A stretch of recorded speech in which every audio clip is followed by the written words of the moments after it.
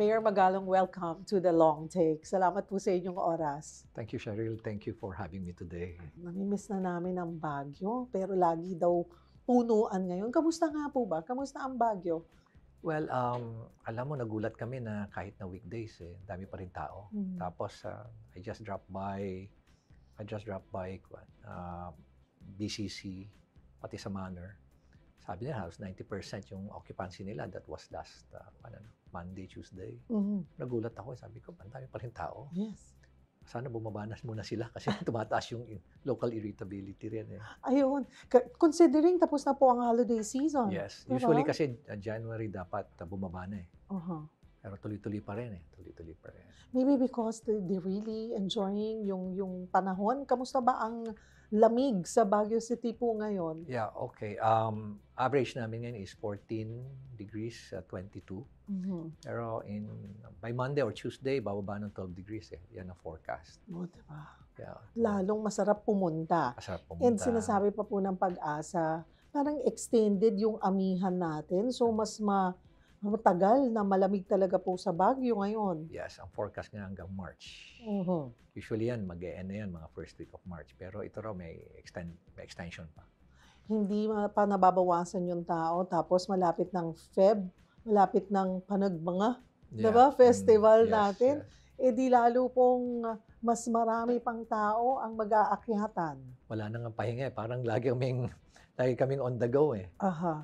Tuloy-tuloy naman. Kaya lang, maganda sa economy. Pero syempre, you have to strike a balance. Tumataas din yung local irritability. Main issue kasi doon is the traffic.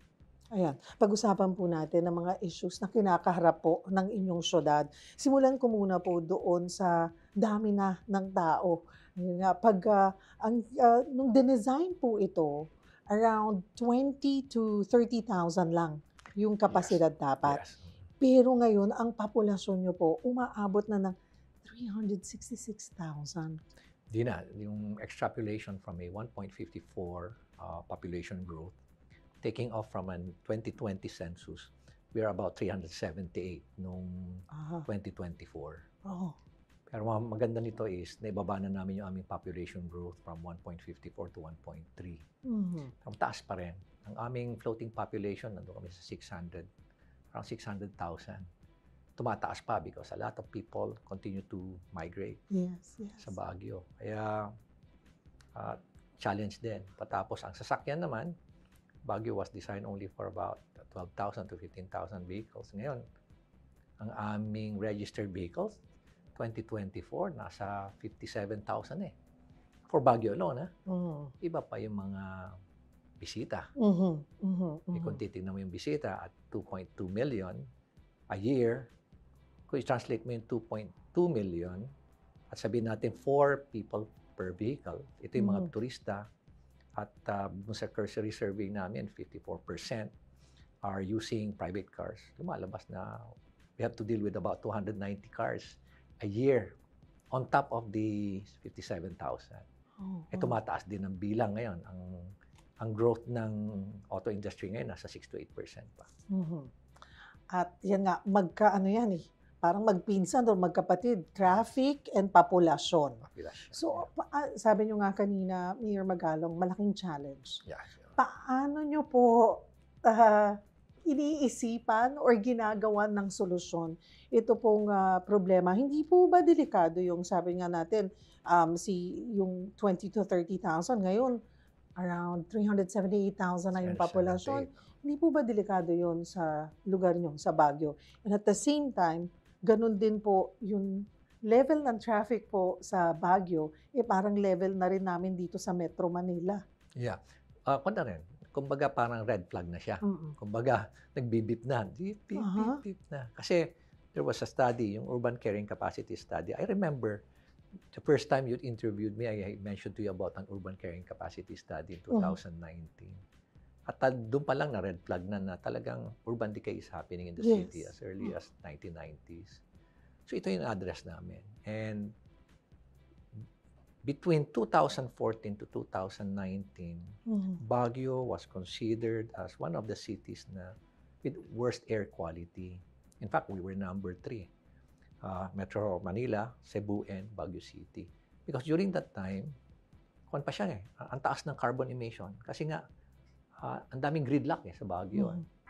So, the first thing that we did when I took over is, of course, kailangan ayusin mo yung mga geometrical design ng mga island.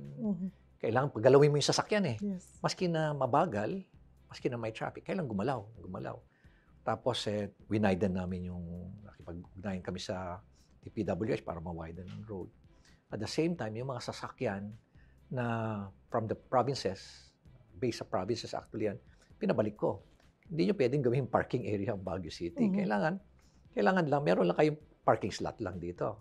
Doon pa rin kayo, balik kayo ron. So, lumuwag kami ng konti. Pero alam mo, pag pinapaluwag mo yung kalsada, inaayos mo lahat, temporary stopgap measure lang yan. Temporary solution. Eventually, ang tao, maluwag ng Baguio, akyatan na naman tayo. Maluwag ng Baguio, bili tayo ng sasakyan. So, walang katapusan So, isa lang ang talagang solusyon dyan. Ano po ang nakikita nating solusyon? Technology talaga Technology. Mhm. So, technology to change the behavior of the people. And you think Baguio City is ready for that? Or nakikita nyong malaking challenge? Kasi naalala ko nun, Mayor, the last time I was there, and pinakita nyo pa sa akin yung command center. Ayun na nakikita natin now yung lahat ng galaw. Yes. Pag may aksidente, agad na mapupuntahan Yeah. kasi namomonitor nyo na agad. Naalala ko rin noon na pinag-usapan natin na maraming hindi sumang-ayon pero nasa tama kayo. Yung mga island na kinakainan na dapat pala ay bahagi pa ng kalsada. Yes. So yun yung ipinilit nyo kasi tama. Yes. Hindi naging popular, Yes. but ngayon na-embrace ng mga taga-Baguio. Yes. Yung na-realize nila ng mga locals na para sa atin, ikabubuti ng Baguio City itong ginagawa. So ngayon, ito may introduce kang bago or pinaplano nyo, technology. Yes. Na-introduce nyo na ba? Nakuhanan nyo na ba sila ng kanilang mga saloobin if they're open for this? Yeah, tuloy-tuloy ang aming engagement, public consultation. In fact, mga 16 na yung nagagawa At sabi ko nga doon sa proponent, I don't really care kung makyat pa tayo hanggang 40. Ang importante rito is malaman ng tao, maintindihan ng tao. Kasi natwi-twist Siyempre, because of politics, talagang ang daming intrigan nilalabas, ang daming kasinungalingan nilalabas. Pero dun sa 16 engagement namin with the different sectors, alam mo, nakaka-motivate and inspire. Kasi pagdating nila doon, nakasimangot karamihan ng mga participant. Pag alis, after 2 hours, nakasmile Ganun pala yun. Ganun pala yun. Once na ma-explain mo mabuti sa kanya at very transparent ka, sa kanila maintindihan na, para sa atin din pala yun. And besides, alam mo ba na kung sino yung mag-i-invest doon? First is the group of Mr. Manny Pangilinan, yung Metro Pacific Tollways, partnering with ST Engineering of Singapore. So ST Engineering is actually the same company that's managing the entire mobility of Singapore. So essentially, lahat na makikita mong ginagawa sa Singapore, yun ang i-apply sa Baguio. So there will be 7 components, lahat yan. So yung 6 components naman, public transport system, yung public transport management, yung traffic management or law enforcement, halos pati yung command center at yung mobile application, tanggap lahat yan ng tao, except for one, yung congestion fee. Congestion fee. Yeah, congestion fee. Yun. Yun ang very controversial kasi nga, bakit mo kami i-charge? Ang sinasabi pa nga, yan ang gusto ni Magalong. Yan ang i-implement, yun ang intriga. When in fact, it's just a proposal. Pero hindi nila alam na yung congestion fee, it's not actually a penalty. At hindi pa well-defined yung halaga niyan. May proposal lang. Yung proponent sa amin na ito yung amount. Pero subject pa yan sa mga series of consultation, series of engagement, and subject to the approval pa yan ng City Development Council at yung City Council pa yan. Magkakaroon pa yan ng Swiss Challenge. So, meron pang mga prosesong gagawin at very transparent lahat. Kaya lang, among all these 7 components, yan talaga ang pinakamahirap. Inaalmahan. Inaalmahan pa. But then again, sabi nyo nga po ay hindi pa medyo mahaba-haba pa Mahaba. ang proseso. Can you tell us more or mas paintindi po natin yung Smart Urban Mobility Smart urban. Project? Yeah. Apo, ito po yun. This is PPP, Public-Private partnership proposal po ng Metro Pacific Tollways Corporation. So, tingin niyo po ito ang makakatugon nga sa traffic po talaga ng Yes. ng Baguio City. Yes, because we'll be using technology, artificial intelligence to manage basically all the components eh. Una-una, public transport. Alam mo, yung public transport ang magmamanage dyan is the technology na rin. Sipin mo, pag nandun ka sa waiting shed, ngayon, ang nangyayari ngayon, haba-haba ng pila. Unpredictable yung dating ng mga sasakyan. Hindi mo alam kung puno ba yung sasakyan, hindi. Pag meron ka na nun, pagdating mo sa isang waiting shed, isang smart waiting shed, makikita mo agad na meron ng mga information board. O kaya punta ka sa cellphone mo, makikita mo kagad kung ano yung mga parating na sasakyan. In 40 minutes, darating itong sasakyan na ito. Ilan pang available na slots. At exactly, kung sinabi niyang 40 seconds, exactly at 40 seconds, nandun yung sasakyan. Darating doon. Matas, ano pa yung mga sasakyan na ibang darating. Ganun yun eh. So yung mga estudyante, hindi na kailangan, very confident sila. That would significantly reduce yung waiting time sa waiting shed. At the same time, pag-uwi. Pag-uwi, hindi na mahaba ang sasakyan sa terminal. Same time, na-manage yung galaw ng mga public transport. Yun, isa yun. No? Yeah. And at the same time, yung public transport management would also include yung modernization yan. The money that will be generated from that system, especially yung congestion fee, part of that will be used to subsidize yung modernization ng ating mga public transport system. So, isa na yan. No? Second is yung transport, yung traffic management. Again, artificial intelligence, di ba? Alam mo ba na naglagay kami ng proof of concept? 6 lang na camera. We were really surprised na on a daily basis, ang nahuhuli lang namin, aggregate na yan, halo-halo na yan, coding, illegal parking, reckless driving. Nahuhuli lang namin 132 cases lang yan. Pero nagulat kami nung nilagay na yung proof of concept. Coding pa lang, umaabot na ng 900 to 1,050 violations a day. No? 1,000 violations a day. Kasi makikita mo pag, di ba, cycle kasi yung mga traffic lights. Kaya maski na wala nang may mga sasakyan, maghihintay ka pa rin. Yes. When in fact, pag itong mga bagong technology, pag na-detect na niya na, wala na ibang sasakyan na mag-cross, ikaw na kagad. Ganon. Maraming benefits noon. Another is yung private parking o kaya parking management. Again, technology. So, ngayon, maghahanap ka, ikot na ng ikot. Pag umikot ka na ikot, carbon emission. Yes. Nagdadagdag ka sa traffic. Diba? Gumagastos ka ng gasolina. Ito ngayon, pag alis mo pa lang sa Manila, kasi magtatayo kami ng mga multi-level parking buildings. Pag alis mo sa Manila, punta ka sa application, pagpa-reserve ka na, makikita mo na saan ako pwede mag-park. Pagdating mo doon, park and ride ka na lang. Park ka na lang, tapos get a public transport. Kasi ang objective ng Smart Urban Mobility is to make public transport efficient. Yes. So, kung efficient na public transport, bakit pa ako magdadala ng di ba? Private car. Sakay ako sa bus, darating ako sa bus station, meron magdadala sa akin, may mga green line, may mga orange line, may line. Alam nila kung saan dadalhin ka sa hotel mo, baba ka doon, very efficient yung public transport, gagastos ka lang 13 pesos, 9 pesos, pupunta ka sa destination mo. Walkable pa yung Baguio, malamig pa. Mas maganda. Yun yung mga long-term na mga objective ng kuwan. It will not happen overnight, but in the next 3 years, kung na-implement namin, ganun ang mangyayari. Not short. 3 years. Yes. Diba? It's fast. Kasi nga, talagang may experience na eh. ST Engineering, for example, has a vast experience in other countries.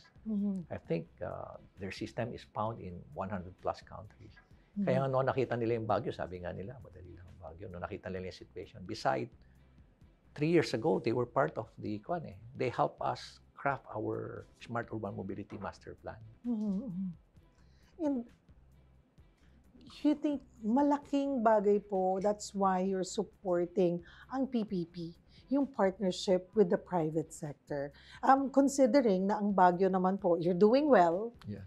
Sasabihin nga nila, baka hindi na kailangan ng suporta ng pribado kasi one of the best performing LGU po kayo in terms of revenue. But still, isa po kayo sa proponents ng PPP for LGUs. Yes. Alam mo, Cheryl, ano? ah, nag nag-sponsor ang Makati Business Club ng isang PPP forum. And may mga mayors kasama ako apat, dalawa kami mayors and then dalawang governor. No less than yung mga iba-ibang companies na members ng Makati Business Club were surprised na ang dami palang PPP ang Baguio. They were surprised na nung binibrief ko sila, mga siyam yata yung binanggit ko na PPP namin, pati hydro, pati intermodal transport terminal, pati market modernization, 4.6 million, smart urban mobility, which is about 3-point-something billion, yung aming housing project na 6,100 units and under PPP, yung multi-level parking, isa pa yun. They were really surprised na ang dami palang, why are they so interested in the city of Baguio? Why is it na ang dami nag-o-offer ng PPP? And we are very transparent. Alam mo ba na ang PPP Center, naglagay na ng isang team, dedicated team for the city of Baguio. That among all the local governments, kami yata may pinakamarami. Marami. And you know why? Bakit gusto nila there's no corruption eh. Words go around na talaga by word of mouth. Invest in Baguio, walang ganun. Walang lagay. Walang hingi. Para makapasok. Yeah, oo. Ganun kasi lagi eh, di ba, Mayor? Nakakatuwa. And every time I'm asked by yung mga malalaking companies, very proud akong binabanggit yan eh. Kasi mismo yung mga companies ang nagsasabi nun eh. In fact, even the members of the board of MPTC talagang nalaman nila na walang hihingi. Tara, let's support him. Let's support Baguio City. Ganon lagi ang battle cry. Let's support Baguio City. It's it's a model. Kaya talagang enthusiastic sila lahat eh. Tapos walang masyadong nakikialam ng mga politiko. Everything is done through the right process. Tapos ang maganda nun is kasama namin yung PPP Center. Mismo mga PPP Center kasi bago rin naman sila, bago rin yung batas, nakangapa rin sila. They're also learning and many of them are actually young people. Very proud sila na very transparent ang Baguio. Kinakalat din nila. Very transparent. Kaya nga ang ST Engineering in this particular project from Singapore decided to invest. At Mr. Pangilinan decided to invest. Pati yung board, si Justice Panganiban, enthusiastic din siya. Let's invest. Let's support Baguio. Kasi kailangan naman talaga namin ng tulong. Kulang ang pera namin. Hindi namin kakayanin. Our budget is only at 3.6 billion lang. When I became mayor, we started with 2.2. There was even a time during the pandemic na 1.7 na lang ang budget namin. Litlit lang. Pero, unti-unti kami nakarecover. Ngayon, 3.6 billion. Pero kulang pa rin yan. Otherwise, kung mag-indulge kami dun sa project na yun without PPP, kakainin namin yung para social services, health services. So, why not take advantage? Na wala kang gagastusin, no cost sa amin. We also benefit from it. Meron naman negotiation. Open naman yung negotiation. Very transparent naman negotiation. Alam namin kung ano yung benefit namin, ano yung mga share namin. And we generate the fund without even spending anything. So, patas lang. So, tingin nyo po ay susunod na yung mga ibang LGU. Ano po paano nyo ipinaabot yung ganong mensahe? Kasi syempre, mayroon at mayroong magbibingi-bingihan or magbubulag-bulagan. Pero paano nyo sila ina-encourage na sundan kung ano yung ginagawa nyong pagbabago at pagpapatupad ng good governance sa Baguio City? Meron kaming, siguro, naalala mo, Cheryl, we launched yung ating Mayors for Good Governance in 2023. I think that was August. We started with 56 lang. Ngayon, umabot na kami ng 201. Nice. And alam mo ba na halos every quarter nagkakaroon kami ng sharing of best practices. Nagkakaroon kami ng mga forum, nagkakaroon kami ng mga meetings, conferences. 1 day, 2 days, we invite resource persons to talk about, various aspects of governance. Ang ganda, sharing. Another is, magugulat ka na NEDA, DILG, TTI, they they have their own initiatives din bringing together local governments, sharing of best practices. Mayor Magalang, puntahan ko itong recent na malaking pinag-usapan po sa Baguio City, yung naging desisyon po ng Korte Suprema pagdating po sa Camp John Hay Yes. na ibigay na po ulit ang control sa PCDA. Sa BCDA. Ano na nga po ba ang update on this? Paano po yung mga naapektuhan na hindi nila in-expect na what's gonna happen? Of course, I mean, that's beyond your control. That's the decision of the Supreme Court. Pero bilang ama ng Baguio City and Camp John Hay is Camp John Hay, paano po ninyo hinahandle yan ngayon? Parang alam mo yata, nababasa mo yata kung ano nangyayari doon. Sa totoo lang, ako ngayon ang nagugulo kasi people are texting me, sharing their sentiments sa akin. We just had a series of meetings last week with golfers na nawalan ng privilege. Yung mga owners of cabins, villas, yung mga stand-alone units, hotel rooms na bigla na lang pinapaalis na kagad without due process. Yesterday, we have a big group. This was our third meeting yesterday with BCDA. Makikita mo talaga yung galit nila. Talagang inaaway nila yung presidente ng John Hay, John Hay Management, si President Attorney Marlo Cuadra.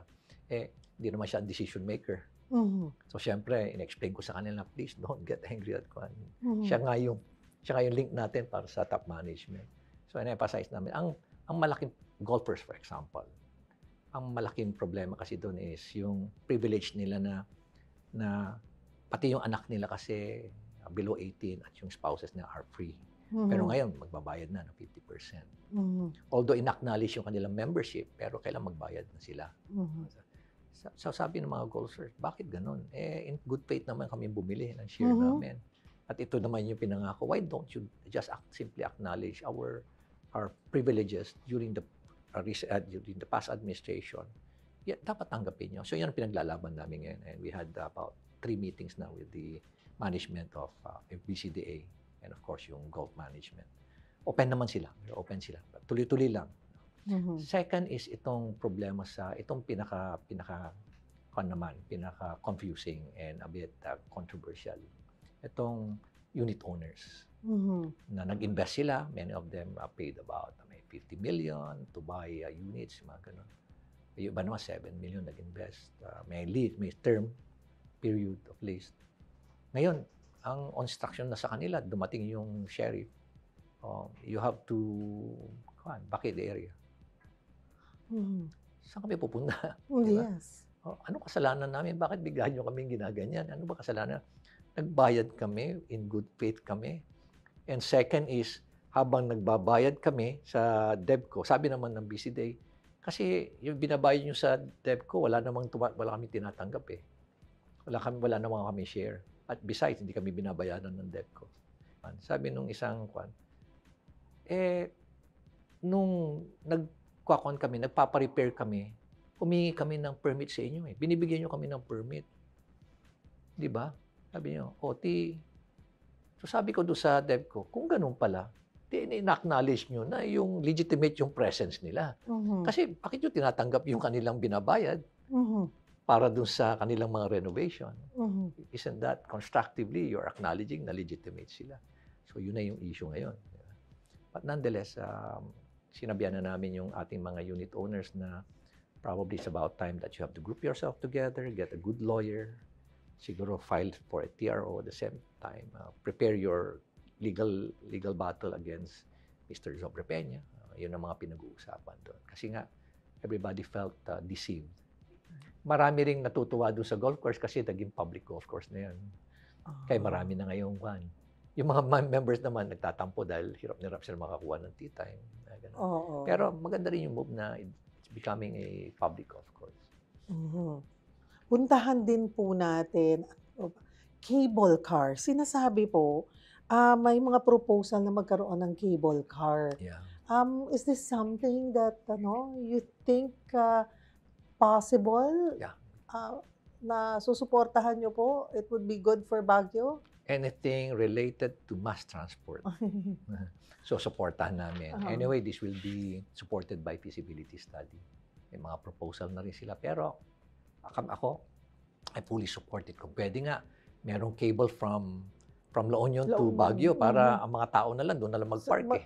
Sa La Tapos Union. akyat na lang, tapos sa public transport system na lang, no? Yeah. Naalala ko nung bata ako, tuwing pupunta kami sa Baguio, may oras kami para maligo or dapat sapat lang yung ipanliligo mo kasi Yes. para magkasya. Yeah. Kasi may kanya-kanya naman po silang dam. Ang daily water demand daw sa Baguio, nasa 50,000 liters a day. Hindi pa siguro. Mas mataas pa siguro. Mas mataas pa, lalo na pag nagpipik. Yeah.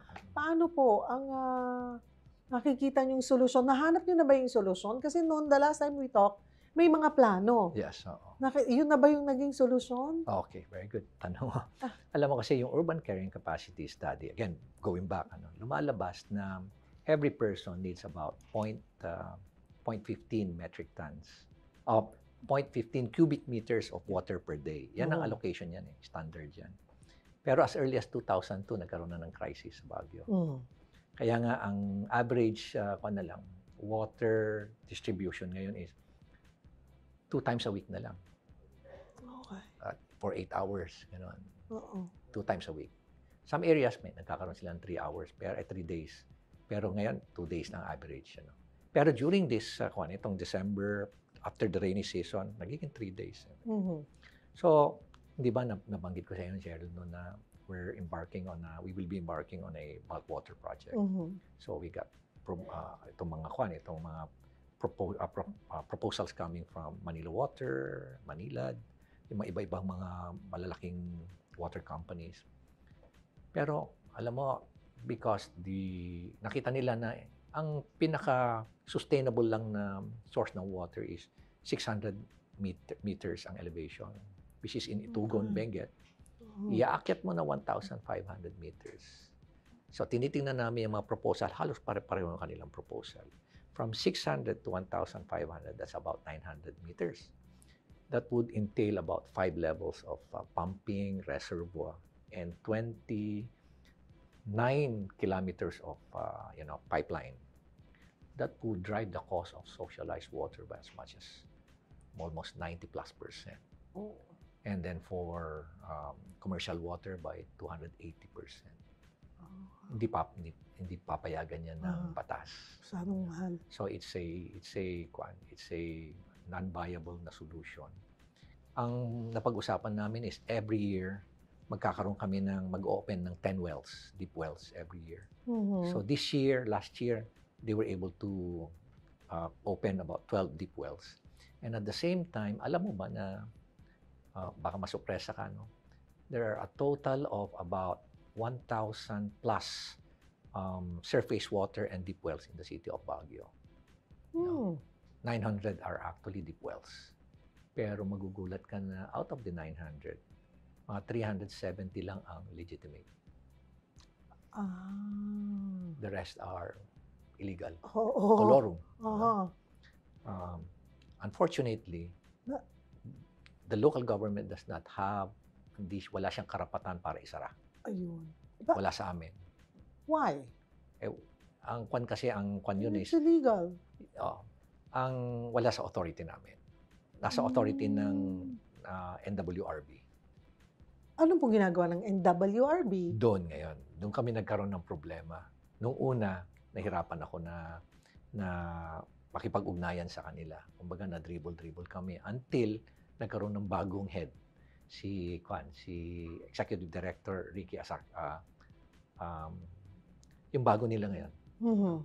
And tuwan-tuwa naman ako dahil ang bilis niyang mag-react sa mga request namin. So, napag-usapan namin, ang agreement namin is nagtayo kami ng task force.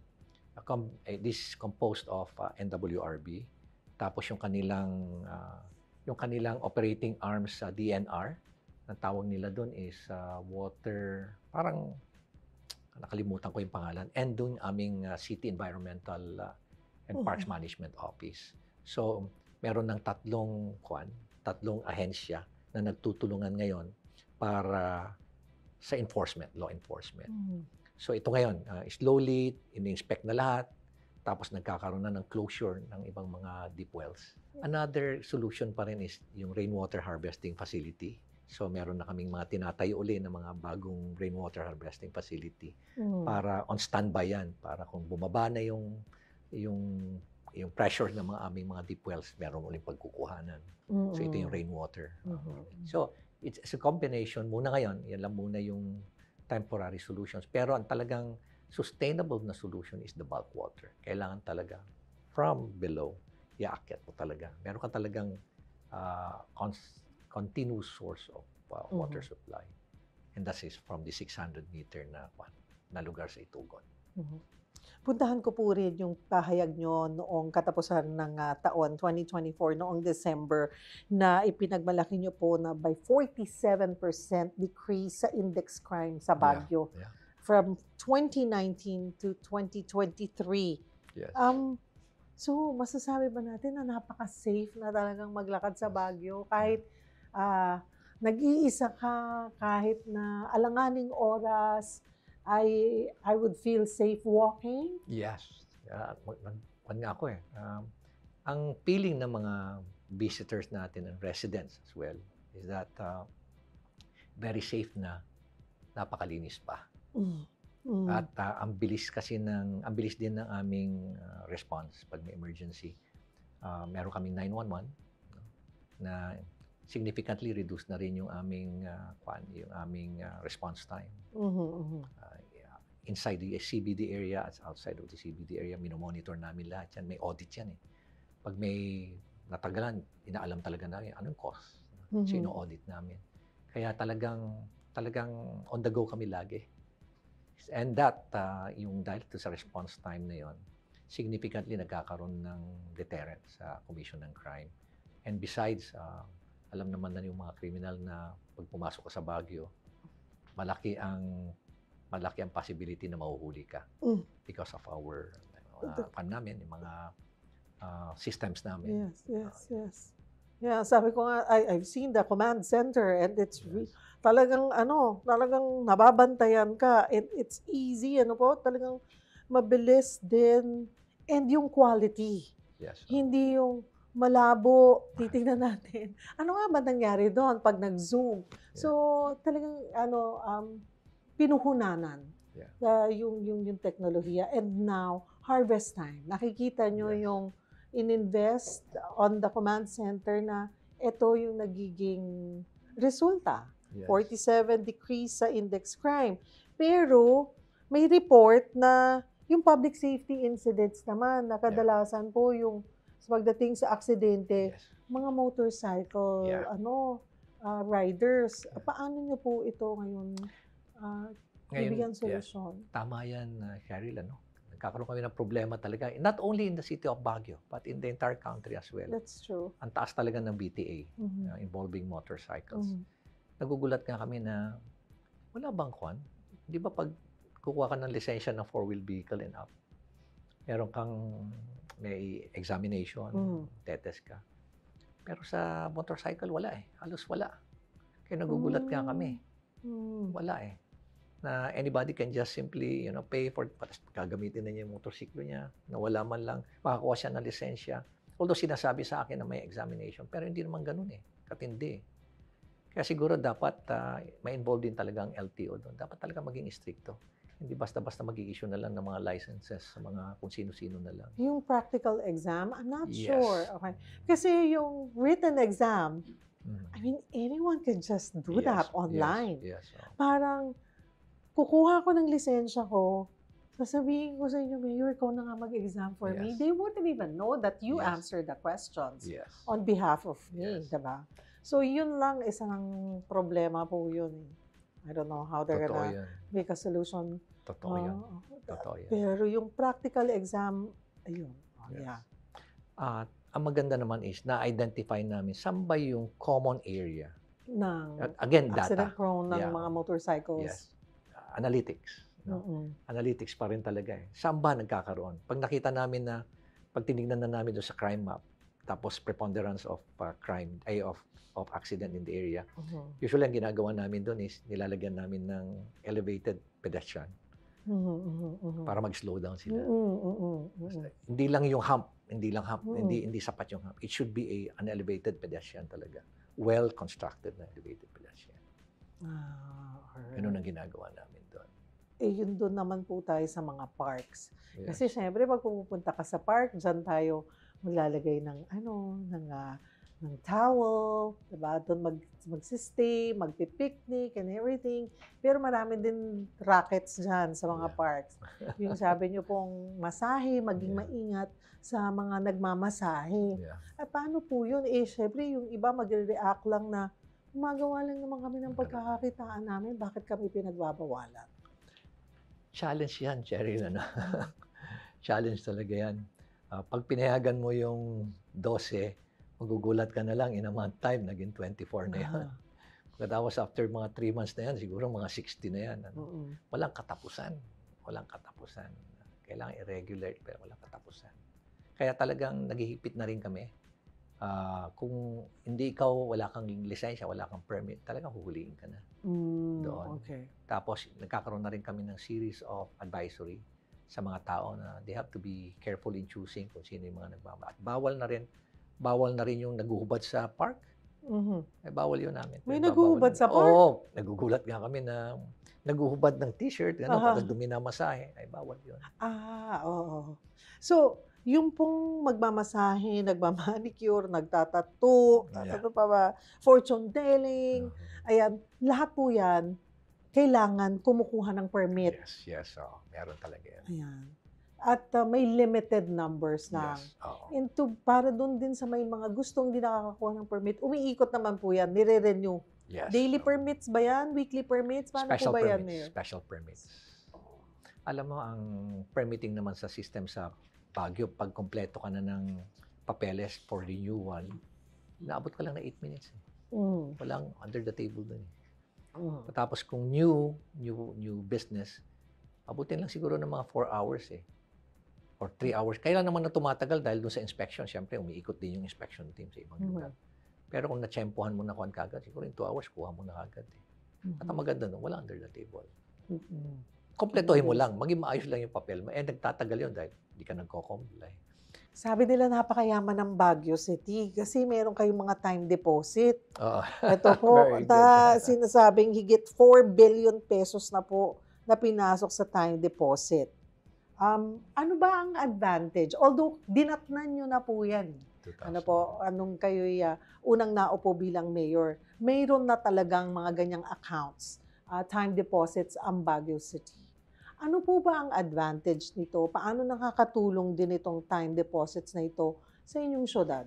Unang-una, gusto ko lang klaruhin, yung pan na yan, yung audit observation memo was 2023. Okay. So, kinorek na namin yan.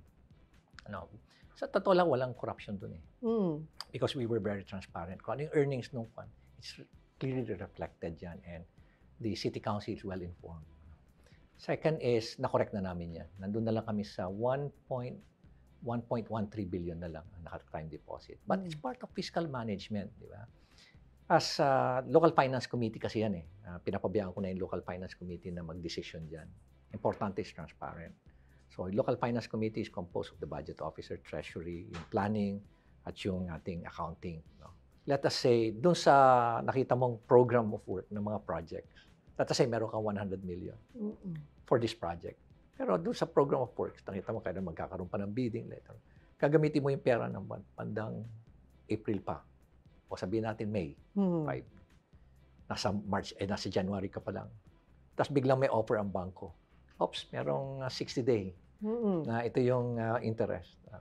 Are you not going to take advantage? Kakagatin mo muna, sayang. Diba? Oo. Ganun lang kasimple yun Diba? Ang importante, yung earnings nun, naka-reflect. Hindi mo itinatago at hindi mo pwede itago yun.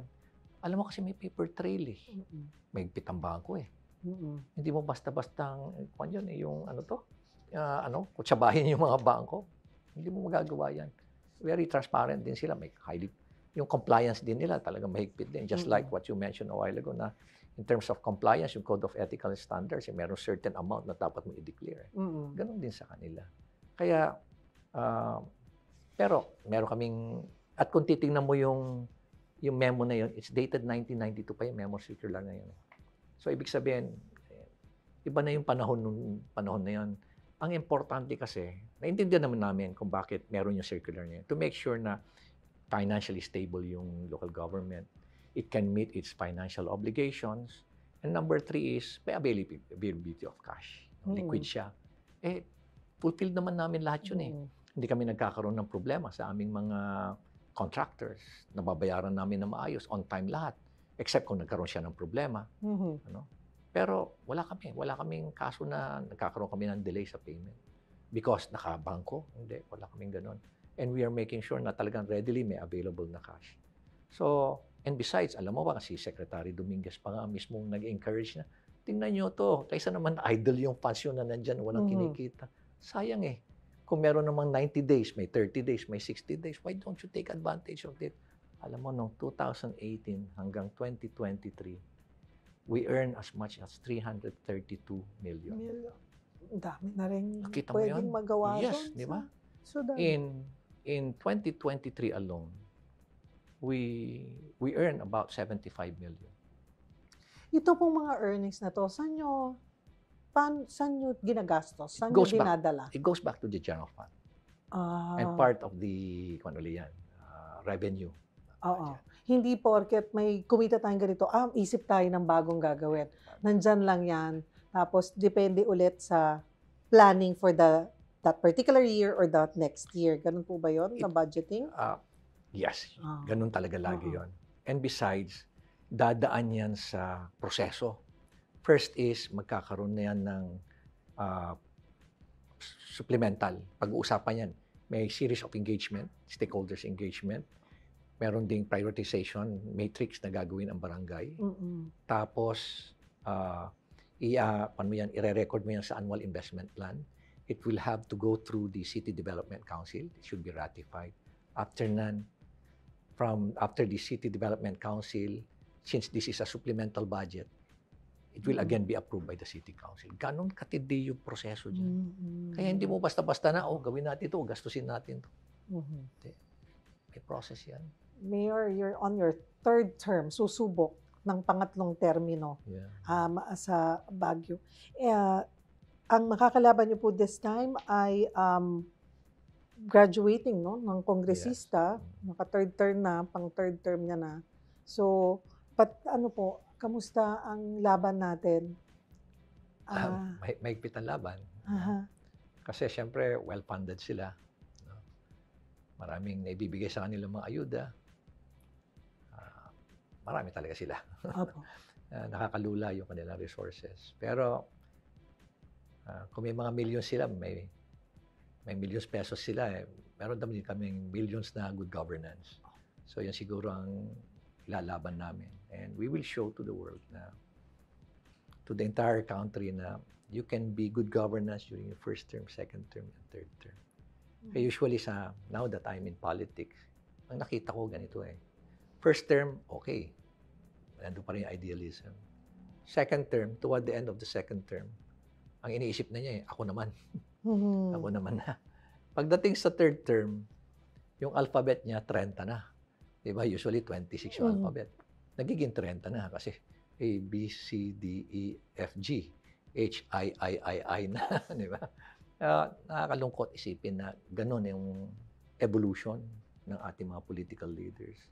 Seldom do you see leaders that are consistently 1st term, 2nd term, 3rd term, talagang strict adherence to good governance. And we're going to show that we can do it in the city of Baguio. Paano magiging bahagi ang taong bayan para magtuloy-tuloy itong ina-advocate nyo na good governance? Nakakatuwang tingnan na every time may nagpo-post, ako rin nagugulat ako na daming posting. Nagre-react na rin ang tao And nakikita mo I think this is a period of enlightenment. Dati-rate, binabaliwala lang nila Now that they are seeing all these figures, nakikita nila talaga na, at dumarami na rin ang advocates. Talagang nabubuksan yung mata. Pero ang siyempre, hindi mo naman takot din yung mga tao na yan. They're just ordinary people. Hindi naman pwedeng basta-basta magsasalita yan. Pero siguro, itong election, pinakamagandang opportunity for them to really, exercise their right and choose the right leader. Sana, hindi lang sila mabili. Yun lang, pinagdadasal ko, cross my fingers. Sana, hindi na sila mabili. Ang isipin dapat nila is, we're now fighting for the future of our children, the future of our grandchildren, and for the survival of our country. Otherwise, kita mo yung nangyayari sa Venezuela.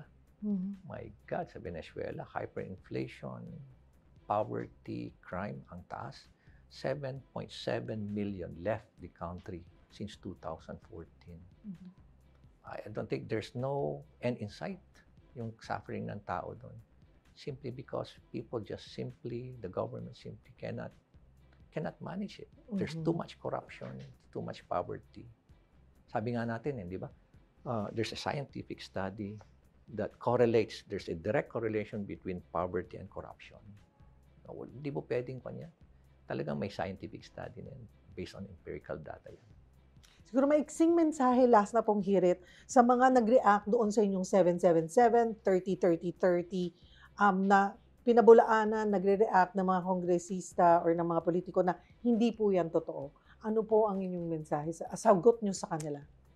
Well, alam niyo po, napakahirap po. Parang kung tao yan na ang hirap gisingin kung gising na talaga, kung ayaw talagang magising. Ganyan din ho yan. Ang problema ko sa kanila, it's all about the truth. It's all about the truth. And the reason why we're telling this is we're hoping that you will be able to, you will change your behavior. You'll change your mindset and think about this country. At sana, may ginagawa kayong, involved kayo rito sa kamalian na to. Sana, ang intention naman namin dito is, sana magbago na rin kayo at huminto na rin kayo para sa ating bayan, para rin na rin sa kinabukasan ng ating mga bagong henerasyon. Sana makonsensya po kayo. Thank you so much for your time, Mayor Benji Magalong. Thank you for... Okay, Thank you. Thank you.